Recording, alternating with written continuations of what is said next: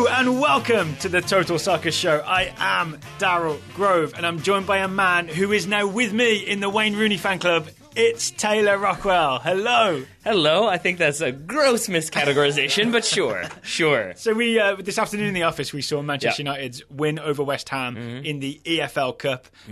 I enjoyed some great through balls from Wayne Rooney. Oh yeah, there were some great ones. There was also some questionable ones and some questionable decision making. Overall, it was an enjoyable game. And we also saw Bastian Schweinsteiger back on the field for Manchester United. Yep, Bastian Schweinsteiger, Henri Mkhitaryan, Anthony Martial, a lot of exiled players suddenly playing for United when Jose Mourinho isn't on the touchline. I know a player that you are a fan of, and we can both be in a fan club for, Ander Herrera. Oh, yeah. Yeah? I think he's my favorite United player at present. All right.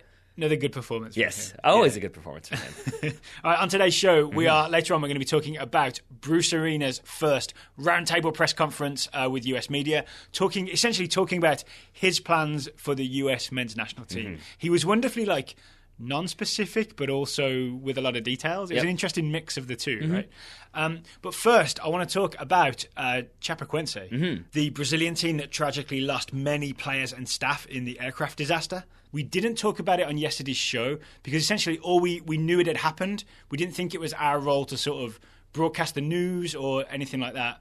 But what we have seen in the last 24 hours or so after the disaster is the positive response from the soccer community. And this stuff kind of warmed my heart, and this is the stuff I want to share with TSS listeners. Yeah, I mean, and it's, as you said, it's because we don't tend to enjoy just saying, here's what happened, here's the news. Yeah, and we like to offer some analysis. Yeah, right? because even then to try to offer analysis, then you're spinning into, here's what I saw on Twitter, here's a rumor here, here's what might have happened here, reporting on, this person is paraplegic, oh wait, no, they're not. And so we wanted to avoid that, and instead focus on, as you said, all the stuff that's happened, ranging from the statue of Jesus above Rio has been, it was illuminated in green, which are Chapecoense's colors. Yeah. Then you've had the outpouring of support from leagues and teams across the world. That's the stuff that really got me. The first thing I saw was Atlético Nacional, the team that Chapecoense were travelling to play in the Sudamericana final, Copa Sudamericana final, have requested that CONMEBOL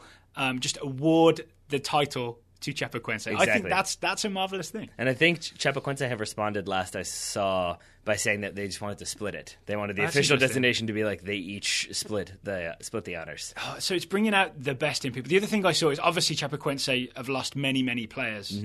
So just in terms of putting a team out next season, it's a huge problem.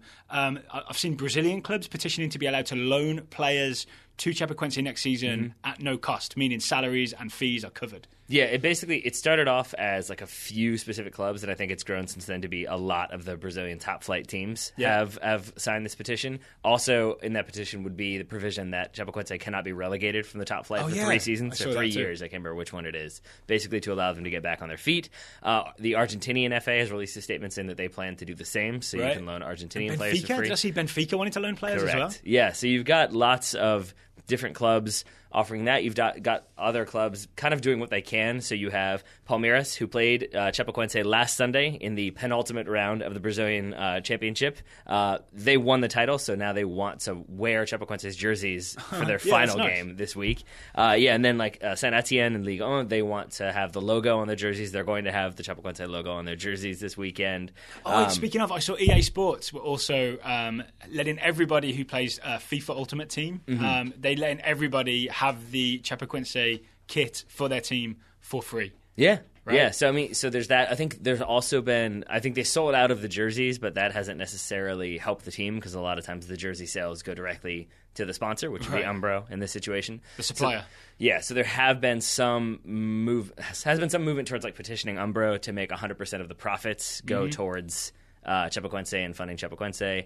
I think they announced today that they've had more, I think 15,000 people joined the membership board, all of whom live outside of the district where the club is based, indicating that I think there's been a flood of support from around the world. And then the other one that I thought was... Do you feel a little overwhelmed by this, right? There's just so much positive outpouring that it's warmed my heart in a way that you can almost overshadow the tragedy of it. But for me, it's where my eye goes immediately is to want everybody to be on the same page, rally around and make something positive out of something terrible. Yeah, because I think it's also more than just teams doing thoughts and prayers, which I appreciate the sentiment, but that's the easiest way to publicly show support without having to do much. Whereas I would say one that really stands out to me was Liverpool. So Liverpool yesterday in their EFL Cup, they did You'll Never Walk Alone, which I've seen a lot of people saying, like, the fans sang it for Chapecoense, and it's like, well, they always sing that. But the idea there was that, number one, it was kind of with special emphasis. You could kind of hear You'll Never Walk Alone, as in We Are With You. Yes, you could hear the kind of few decibel increase there, I think. But then also, immediately after that, they did a moment silence, and it was a moment silence. Like, not... Like no noise. Respected it was one of those where like you could hear like noise outside the stadium, like traffic outside the stadium, because it was so quiet within. And so that was a very kind of like almost chilling moment in terms of like the severity of what's happened, but also the kind of sincere emotional response that has come as a result. The thing that comes to my mind as well, I feel like on this show we're sort of quite regularly arguing for like, don't take these rivalry things between teams too seriously and like get nasty to opposition supporters. And remember that as a soccer fan, you're sort of part of a community of people who all like the same thing. And something like this, in its best version, reminds us all to put that first and foremost. Well, right? you know that I love me some Reddit, and one thing, like one post that I especially enjoyed was people kind of, well, I'll give the background to this, which is that I think personally a lot of people weren't alive or around or paying attention when other air disasters have occurred throughout soccer history. I mean, like as established previously, I'm not a Munich fan. I'm a Manchester United fan. The Munich air disaster.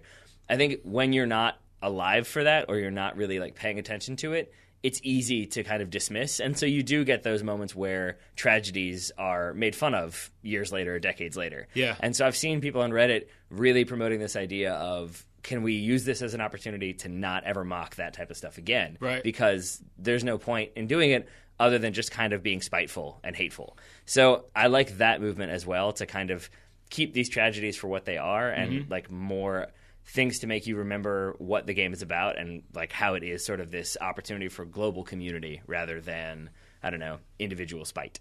All right, I sign off on that as well. Except I do have one more negative, though. Marco Polo Del Nero, who is the Brazil Football Confederation president, reportedly is insisting that the club play its final league game this weekend.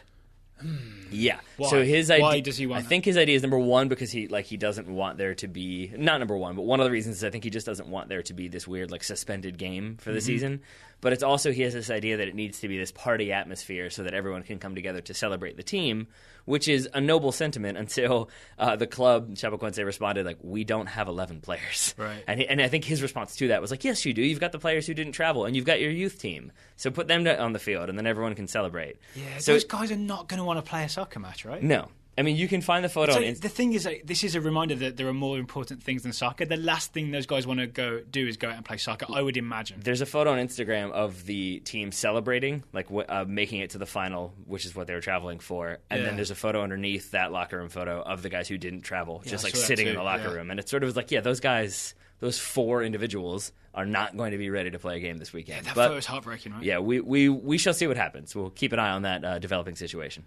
Okay. Okay, moving on to Bruce Arena. So on, Tuesday afternoon, morning/afternoon, Bruce Arena held a press conference to talk about his plans for the US men's national team. I tried to put all the sort of pertinent quotes into one document so we could read and then talk about. Essentially, there were too many to go through on one show. Maybe we'll just try and... we'll go through and pick out the things that jump out at us the most, right? So if you have not been paying attention, Jurgen Klinsmann was fired. The US are bottom of the hex after 2 games. There are 8 games to go. Starting in March, Bruce Arena will be trying to turn this around, get the US qualified for the 2018 World Cup. He has a January camp where we can call up domestic, or at least players who are out of season, so non-European players. That's the situation. So they sat him down. Taylor, what do you want to talk about first? You've got the list in front of you. I do, and it's actually one that isn't on the list. It's that Bruce Arena is already salty because he's already so tired of getting this question. That's sort of the context of the list. Yeah, but specifically about the dual nationals question that he's been getting about his comments from 2013. And I think to paraphrase, his response to it was something along the lines of, I meant this, I didn't mean it this way. I think I've answered this question. Stop asking. It's stupid. Like he's definitely getting into the frustration mode in that regard. He's right, because there's definitely an element of people asking, well, will he choose Fabian Johnson? As if that was ever a possibility, right? Yeah. Yeah. So let's put a line under that. Get rid of it. And even like when he mentions his travel plans, like that he's going to watch the MLS playoff game tonight, then he's going to go to Germany to watch some games. And it seemed like even that was sort of taken. He's not even spending time in America. He's going to Canada, he's going to Germany. Well, but it was also that it was this idea that like he's going to go there specifically to like talk to people and like put fears at ease. And it's like no one, I don't think anyone, John Brooks is not like, it's not Jurgen anymore, so he's not going to call me. Like if anything, as we've talked on this show, I feel like those players are kind of seeing this as a breath of fresh air. Like, great, it's a new guy that I can impress who I'm going to sit down with, and he's going to be like, so here are the tactics I want to play. And yes. Sold. And You've also, got tactics. There's kind of a good chance that Bruce Arena hasn't met, or at least not in a professional sense or on a training field or anything like that, hasn't met, let's say, John Brooks, Bobby Wood. Like, these are young guys, right? Maybe Fabian Johnson, because they don't overlap with his era and they haven't been in Major League Soccer. Right. They may not have crossed paths. So it's helpful if Bruce Arena has time to fly to Germany, go, just sit down with the guy, have a coffee with him, get a feel, like just to let him get a feel for you, you get a feel for him, and for Arena to talk about how he wants to play, and then you're not meeting for the first time, like in mid-March, prepare for that qualifier against Honduras. You've already met. There's a base layer of relationship. Yeah, that's all it is, right? Yeah, I think so, and I think also that a lot of these questions and a lot of these responses and the way they're being interpreted are born of this idea of like, how is he responding in relation to what Jurgen Klinsmann did? And what is he saying that differentiates him from Jurgen Klinsmann? And I think you can do that with these. So he had the one quote. I couldn't help doing that.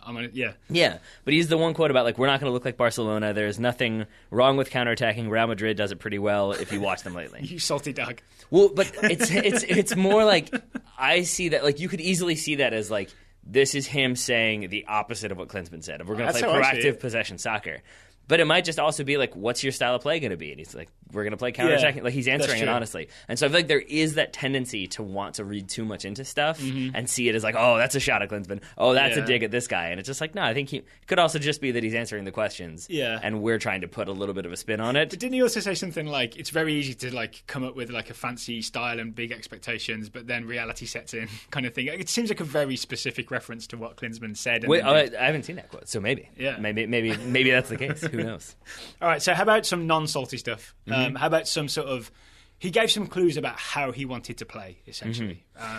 Yeah, I mean, the biggest one, when asked about Michael Michael is very important. He's been the captain. At his best, he's been a key figure. I think he'd be viewed as a number 6. There we go. And then going along with that, we need a better passer in the midfield than we have. We need to have a player in the attacking half of the field who can deliver the right ball at the right time. Who that is remains to be seen. So, okay, let's break this down. In case anyone's listening doesn't know exactly what a number 6 is. In my opinion, and most people's opinion, I guess, is that number 6 is deep-lying midfielder. Can mean defensive, can be a guy who's just there to destroy and to tackle.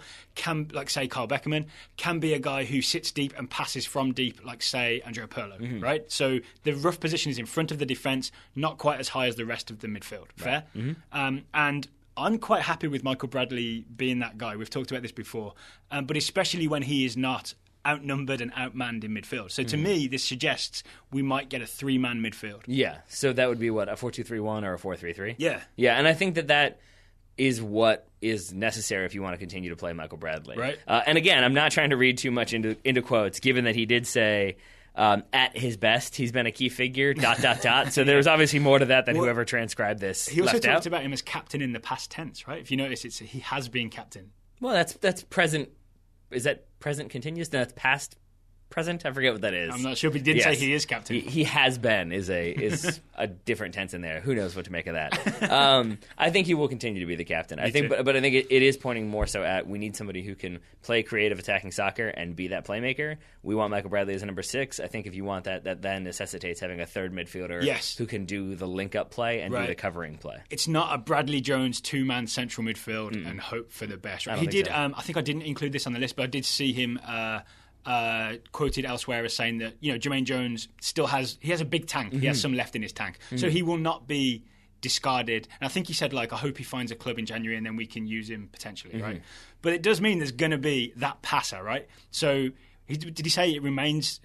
Remains to be seen. Who do we think it is? Who are the candidates? I mean, it's the candidates. You might throw Christian Pulisic in there, except for the fact that he quashed that one pretty substantially. He said he plays pretty well on the wing for his club, right? Yeah. So, I mean, in terms of the players that come most readily to mind, would be Jonathan Nagbe, would be such a question. Yeah. Those are the two that I think have maybe been on the outs a little bit to varying degrees. Maybe Benny Feilhaber, maybe Lee Win. So it's three players who definitely sort of seem to fall out of favour with Klinsmann, plus a fourth question who seemed to be in the good books and then was dropped for the most important game against Mexico. I weirdly have no preference. I just want to see a passer in there. I'm kind of with Bruce on this. I almost don't care who it is. I want to see him try and build a team with one in it. Yeah, I think so. Or with the structure in place, say you want to go with a 4-2-3-1, you stick with a 4-2-3-1, and then you kind of plug in the player there and see what they can do. And so you have the system and you're like, let's see what it looks like with Lee Win. Let's see what it looks like, and then Benny Feilhaber plays that role. So there's a system in place and a player you plug in and see what he does. Yeah, because I think a problem in the past, and I will go back to Klinsmann for this one, is like, if you want to do that comparison, what's happened is that it's been like, here's our 4-2-3-1, except this time Lee Win is the left midfielder, and then you've got Sacha Kljestan as your central midfielder, and, why not? We'll put Jonathan Abbey on the right. And it's like, wait, no, putting them all in there doesn't work. Like, you have to have an actual left winger, an actual right winger, then you've got the midfielder who knows how to play with those two guys. But, again, playing a bunch of people out of position and then trying to figure out your best 11 or your best playmaker, it's not going to work as effectively. One wrinkle here, and I think this was, it may have been Matt Doyle I saw mention this, was that Darlington Nagbe, if he's going to pursue that move to Celtic, that means that January camp, he's going to be busy with Celtic. Right. So he will miss the early part of the Bruce Arena regime. Right. Is that a problem if you're sort of a fan of the idea of Nagbe playing for the national team? Which I think it's fair to say we are both pro Nagbe on the US national team. I don't think so, because, that's really no different than... It really isn't any different, in fact, than any of the current European players who won't be in the January camp. The only difference is that for us, it's because he was out of favor with Klinsmann. Yeah. That's it. Because Klinsmann's not in charge anymore. But so what if he goes to Celtic and doesn't get in the team for 3 months and March rolls around, then suddenly he's not an option, right? But what I'm saying is, then that's still the same thing. It's still he's a European-based player who's not within his squad, so he's not going to get a call-up. I think we're still seeing this from the perspective of Darlington Nagbe had a falling out with Jurgen Klinsmann, didn't like the way he was being played with Jurgen Klinsmann, seemed like he was on the outside and wasn't going to get called up again. Now, all of a sudden, he's kind of back available because we have a new coach. And so there's this, but what if he loses out? What if he misses out? What if he doesn't call him? And it's just then he's not good enough. It's the answer to that. That's basically how it works. If he hasn't established himself by the March World Cup qualifiers, then he hasn't established himself, and maybe he will by the summer. Yeah, I guess, I want it now. That's all, yeah. So it's a generational thing. So, I think... like him there in January, impresses Bruce Arena, plays in one of the friendlies, and you're like, oh, Darlington's back, and I can relax. But also there's also the viable situations that he could have gone to that January camp and not impressed and then been on the outside, or he could go to Celtic and perform really well, and then Bruce Arena's like, great, you're in. Yes, so there's true. lots of options out there. Yeah. Okay. Anything else spring to mind for you? I think the point he had about analytics and how he's not an analytics person. On the surface, I feel like my instant reaction to that was like, oh, that's not good. And it kind of... Can I give you the quote? I've just found it. It's, I'm not a person who digs deep into analytics. I don't think the sport of soccer is an analytical sport. Baseball is, football can be, maybe basketball. Our game is different. And this is a 65-year-old coach. Yeah, but I agree and disagree with him. I really do, because I think a couple years ago when all these books written about the numbers game and how important statistics are, and Roberto Martinez has this whole underground layer where he goes and watches games and watches back and forth and sees what all the different players are doing. And has because he doesn't want you to know he's Batman. Yeah, right. Well, maybe that too. It gives you this, it gave me this idea, Gary Monk as well, that analytics are so fundamentally important. Both of those guys have been fired by their clubs. Right. So it's sort of analytics are definitely important, and being aware of statistical trends, that's one thing. But I think Bruce Arena, my guess would be that what he's referring to is, to go back to the Man United game that we talked about earlier, the fourth goal, Zlatan Ibrahimovic scores from 6 yards out. It's a relative tap-in, and it comes from the hard work of Ander Herrera. Yeah. But it also comes about because Zlatan knows what Ander Herrera is going to do in that specific situation, so he adjusts what he's doing to play off of Ander Herrera. I think if I were guessing, that's what Bruce Arena means, is it's more about learning what players are going to do in relation to each other and how you coach them to do what you want them to do, and not 62% of the time Ander Herrera is going to square that ball. We want it to be 78% of the time, because if it's 78% of the time, 92% of the time, then Zlatan Ibrahimovic is going to score. There may be some soccer stats guys who disagree with your sort of... the oversimplification? Yeah. Absolutely, because I'll also say that I don't fully understand it. And I think that's part of it, is that if I did, I would probably be more impressed by it. I want to know about sort of expected goals and exactly how that... we should probably talk to a really good statistician, a soccer statistician, get them on the show, get it explained to us. This is my honest answer right now, is that I don't think you can do the show we do and do a statistics analytics show as well. Right. I really don't, because it requires such a different way of researching that you end up having to like do all that research and focus on the analytics behind it. So you can like use other people's analytics, which I think we do from time to time. But I think that you can't kind of have both, really. And maybe, again, that might offend some people. Some people might disagree. That's fine. I like to hear other people's opinions. But that's where I am with it, is that like in certain situations, I think it's good. And in other situations when it seems like the end-all, be-all of how a coach approaches things, then I think it's less good. I think I'll go with you on that. I think the coach of the future will have like at least a decent understanding of analytics, so that when they have an analytics person on staff, like say Jonah Hill in Moneyball, they will know what Jonah Hill's talking about, so that they can at least understand what they're being told and they can decide whether to do something with that or not, right? And Bruce Arena's not going to be that. That's okay between now and 2018. Yeah. Maybe in 2026 we may need a more stat-savvy US soccer coach, and we'll probably have one, because I think that will be the trend. Like any modern coach will have that. But between now and getting to Russia, that's fine with me. Yeah, and actually, now that you say that, it makes me wonder if maybe the difference is that analytics at a club level, when you're assigning value and deciding value of players and how you want to evaluate how good they are and how they'll fit into your system, I think that is far more applicable at like a club level than maybe a national team level. Because with a national team, I think maybe a coach has an idea of how he wants to play, and he's going to bring in people to see how they play within that system. But maybe it's not going to be, I see them every single day, we can put them through the Borussia Dortmund, this square lights up, that's where the ball is coming, you play it into that square. From that, we determine how fast you can make decisions, or we can increase that or decrease that. I believe you're talking about small sample sizes. It might could be. But it's also about opposition research as well, right? Like, I don't imagine Bruce Arena's got someone doing stats on like what Honduras do with the ball, but he will have someone watching Honduras and will have him say... Well, you mean what they're doing with the ball, as in like 22% of the time this right back plays with his right foot to that person. Right. Again, I know I'm making it overly complicated. I get it. But I know what you mean. But I guess he might have a report that says, like, they look for this guy. Yeah. You know what I'm saying? Which is almost as good. It's such a low bar, isn't it? It's such a low bar at this point that, like, if you have a report about the opposition that says that this guy passes to this guy sometimes, we're like, enlightenment. Like, how has he figured this out? Oh, Jurgen. I imagine Arena asks for salty reports. He does a taste test each time a report comes in. Yeah. I wanted to say another...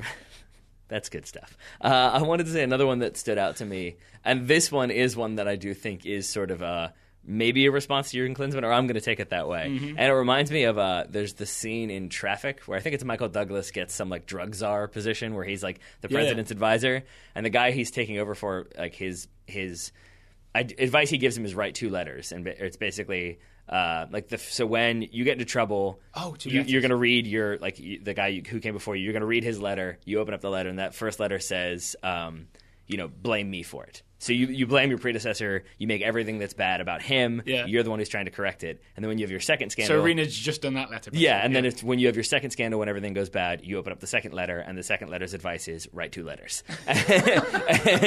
and I feel like that's what we have here, because one of the other quotes was, we're fighting for our lives on March 24th.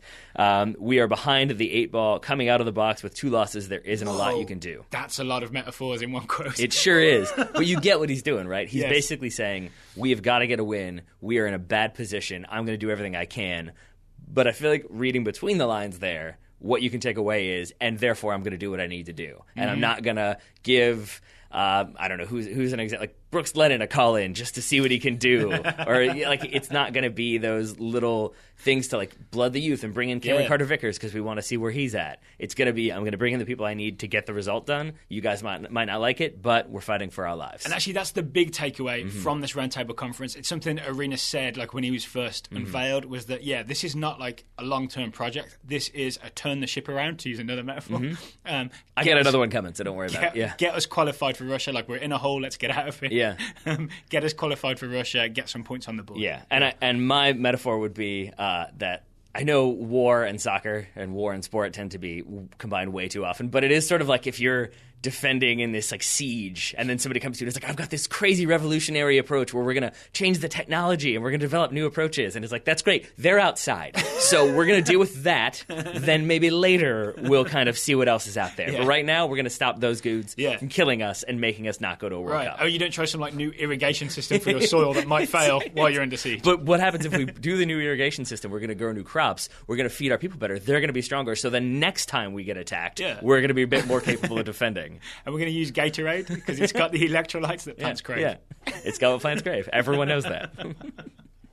All right, so Bruce Arena also mentioned... God, that movie just gets better and better. Yeah. Bruce Arena also mentioned he has a pool in his head of 50 to 60 players, right? That I think that is the Klinsmann legacy in a good way. That Klinsmann tried so many different players and did go like recruiting people like Jordan Morris, who maybe would not have been recruited to US national team levels, that he now has all these players to choose from.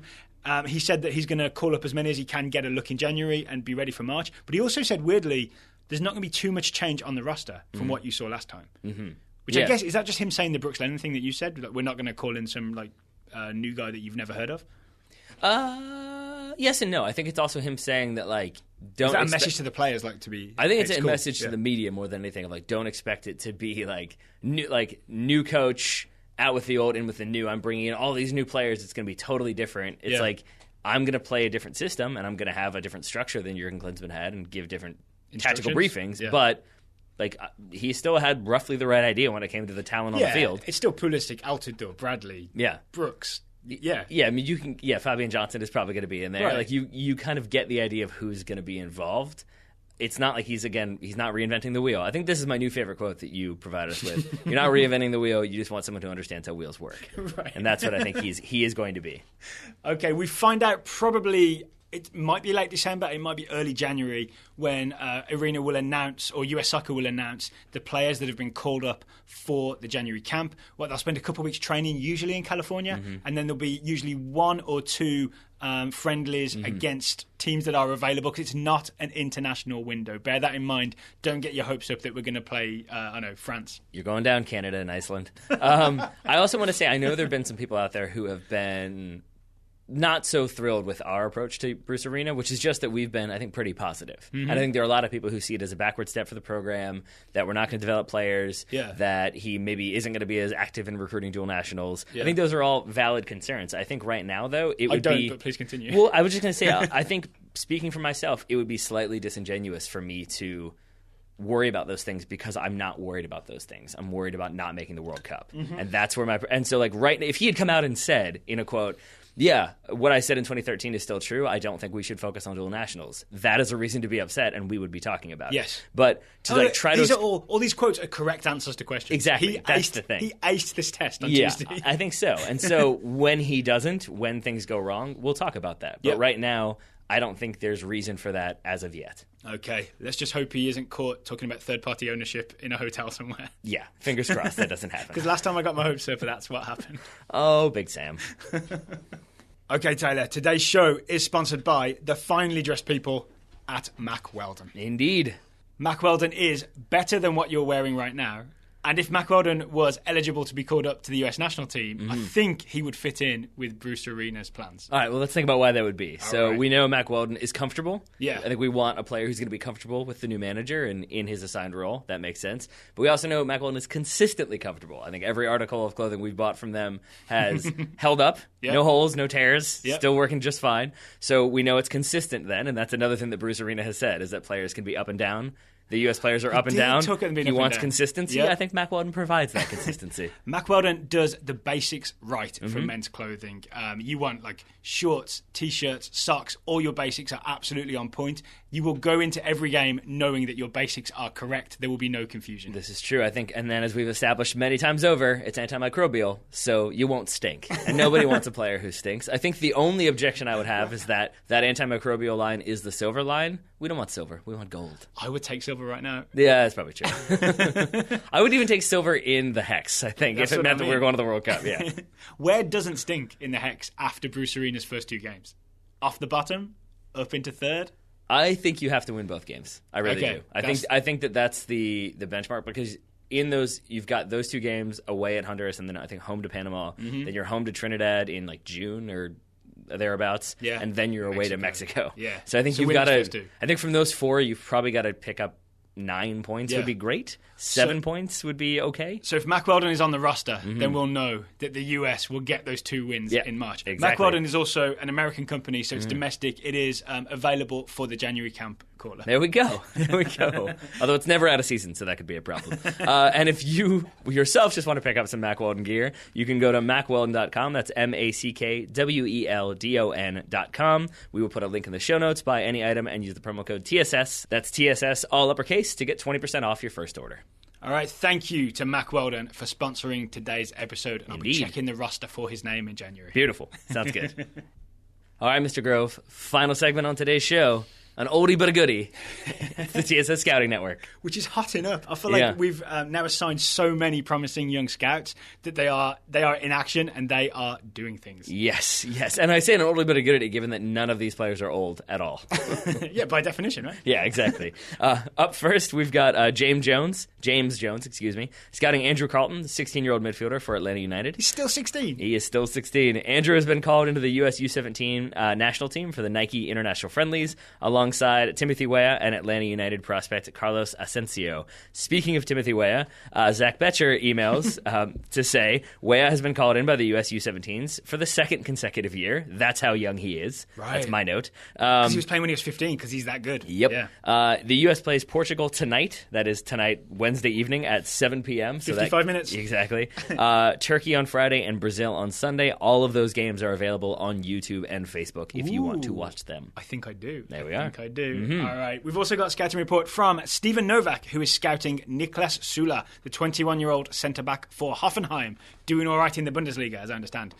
Stephen says Sula has been performing well for Hoffenheim this season while playing in a system similar to Antonio Conte's at Chelsea, so 3-4-3-ish. Yep, and not surprisingly... Not surprisingly, sources claim both Chelsea and Bayern Munich are interested in making an offer for Niklas come January. Yeah, not surprising there, huh? Marcus Goodrich emails scouting Shallow Tracy, the 18-year-old forward for Spurs. Tracy scored 2 goals for the Spurs U23s in their match against Sunderland. His first was a nice 1-2 combo that he finished off by megging the goalkeeper. Second was a class strike from a tight angle. Since first moving to Tottenham, he's gone from defence to midfield to now starting at forward, which is a boost to the Tottenham U23 team, given that they are bottom of the Premier League 2 with a negative 10 goal difference. That is a massive surprise to me. It is, given how many Tottenham players we have in the TSS Scouting Network and how many we've heard from doing big things. You expect more, don't you? Do too many of them maybe get promoted to the Spurs first team? That's possible. The problem, right? Like Cameron Carter-Vickers is riding the pine in the Spurs. God, that's a very American phrase. He's sitting on the bench for the Spurs first team recently, whereas previously he was heading balls away for the U23s. You belong to America now, Daryl. You say things like on the pine. On the pine, bro. I also do remember seeing Shiloh Tracy come off the bench in an EFL Cup game and sort of fluff his chance to equalise for Spurs. We don't remember that. We remember his 2 goals. Well, that's my segue into Ryland Arnold's scouting report for Ben Woodburn, the 17-year-old Welsh forward for Liverpool. Ryland tells us, he recently told us that Woodburn got his 2-minute debut in the Premier League game against Sunderland when the game was won. Now, Woodburn has made his second appearance for the Liverpool senior team, played in their EFL Cup match against Leeds. He came on in the 67th minute, managed to get his name on the score sheet. In so doing, he became Liverpool's youngest goal scorer ever at just 17 years and 45 days, apparently beating out Michael Owen's record by 98 days. We done saw this goal, didn't we? We done seen it. It's a really good goal. It's a really good goal, and it's a really happy goal. Yeah, it's a Mane back heel, an Origi turn and square ball like through traffic, and then it's a Wijnaldum very clever flick out left. So it lands with Ben Woodburn, who's at the corner of the 6-yard box. Yep. This is where you could fluff your lines if you're a 17-year-old who's nervous. Ben Woodburn smashes it top corner. Yeah, because, I mean, again, it's one of those finishes, we've talked about them many, many times, that looks simple. It's from 6 yards out, you're 1-1 with the goalkeeper. Obviously, you finish that. But in reality, you have that time to think about it because he is that wide open, that the more you think, the worse it's going to be. Plus you're 17. Plus you're 17, I think in front of the cop. I could be wrong on that one, but it seemed very much that way. So I think that is a situation when you could easily make a mistake and just to hammer it into the top of the net is a decent strike. And then the celebration, Taylor. I deliberately showed Taylor the celebration because I know you love a great player celebration. Oh, I do. And it's also, I think Ryland did say, like, I've never seen a player that happy to score, and he's correct. That it really was. He looked like a dentist said, open wide and say, for 10 seconds, because he just ran with his mouth open screaming. I imagine that's how I would react. Oh, yeah. And I imagine, like, you've probably played that out.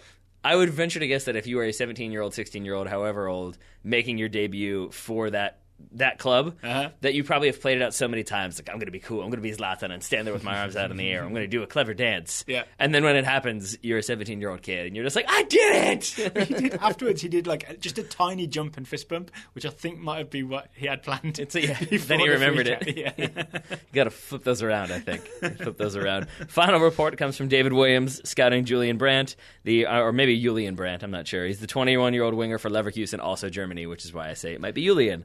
David and Tony Williams. Okay. It's a father-son scouting team. Oh, lovely. David and Tony say, it's a good thing I do not have cable. My marriage would be over. I spent the holidays at my mom's, who has Fox Sports 1 and Fox Sports 2. I watched 7 games. I love the Bundesliga. Note here, someone should probably tell David about Fox Soccer to Go. Yeah. It's pretty good. Fox Soccer to Go gives you access to... this is not a paid promotion, by the way. Mm-hmm. Fox Soccer to Go gives you access to anything that any soccer that Fox own the rights to. Yeah. It's live on the website, and it's also on demand on the website. I think it's like $10 a month, but if you're a huge soccer fan, you don't have cable, I think that's the secret that no one knows about. Yeah, it's really nice, and it's also nice if you never sleep, which tends to be our situation, because like the other night when the US women were playing in the under-20s, and they're playing against North Korea, like I just went to that app, and it was the first thing there, clicked it, and there the game was. So you can get on there really fast, you don't have to look for those weird kind of wonky, kind of questionable legally streams. And so to continue this report, David watched Bayern versus Leverkusen in order to catch up on Mr. Brandt, and the young Julian did not disappoint. He started up top in a 4-4-2 and played a perfectly weighted assist for Hakan Çalhanoğlu's equalizer. Brandt now has been involved in 15 goals in his 19 appearances. We saw this goal. Mm-hmm. Yeah, on Fox Soccer to Go. We sure did. Again, not paid by them, not affiliated with them. It really is a perfectly weighted pass, right? It's beautiful. It's like, if you've been watching Last Week Tonight, John Oliver's apparent love affair with, I think it's DeWalt ladders, where he just refers to them consistently as like a quality product that he enjoys using. It's like, not paid by them, not sponsored, just like the product. What's the context for that? How does he possibly work that in? It's like it's just usually it's like if you're looking for something stable, like say a DeWalt ladder. So it's like a parody of product placement. Yeah, I think so. That's what he's doing. Oh, John Oliver. Final, I've got some random scouting news. Real Madrid won their game in the Copa del Rey. I know that TSS Scoutees Enzo Zidane came off the bench, son of Zinedine, and Martin Odegaard played as well. He sure did. From what I saw on Twitter, Odegaard got an assist. There we go. And Enzo Zidane got himself a goal. Hooray! Yeah. Nepotism.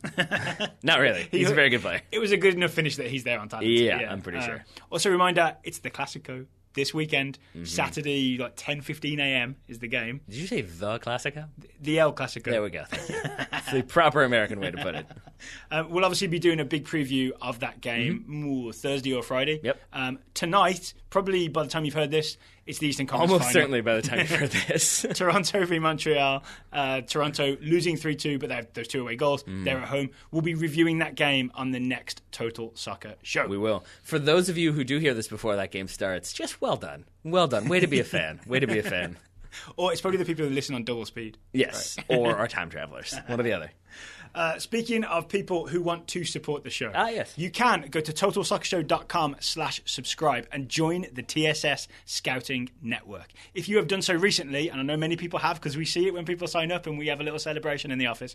If you'd like to hurry and get your player to scout, email us Itchy Feet, or if you've been waiting too long, Itchy Feet, we will send you your player as soon as we can. It's planned. But now there are 2 other ways to support the Total Soccer Show. And they are, Mr. Grove? They are. You can buy a T-shirt made by the wonderful people. I really mean that because they've been great to work with at Who Are You Designs. We've got the TSS logo T-shirt and the 4-2-3-1. Favoured by Bruce Arena, possibly? Yeah. Formation T-shirt. And Bob Bradley. Which you can buy at totalsoccershow.com/shop, but it will send you to Who Are You Designs. They'll make it. They'll fulfill it. They are professionals. They are professionals indeed. But that's old news. The new news involves your neck. My neck specifically?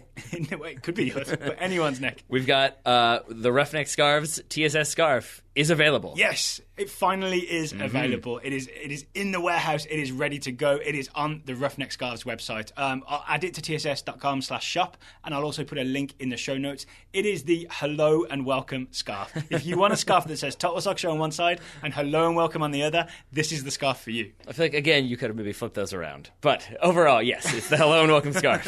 It works. Thank you to everybody who has expressed interest in buying a Total Soccer Show scarf. We hope that this meets your expectations. We do indeed. We do indeed. Oh, Taylor Rockwell, the final thing I want to say to you tonight is thank you for taking the time to talk to me tonight. Right back at you, buddy. Listeners, thank you for listening. We hope you enjoyed the show. We'll be back with another Total Soccer Show on Thursday.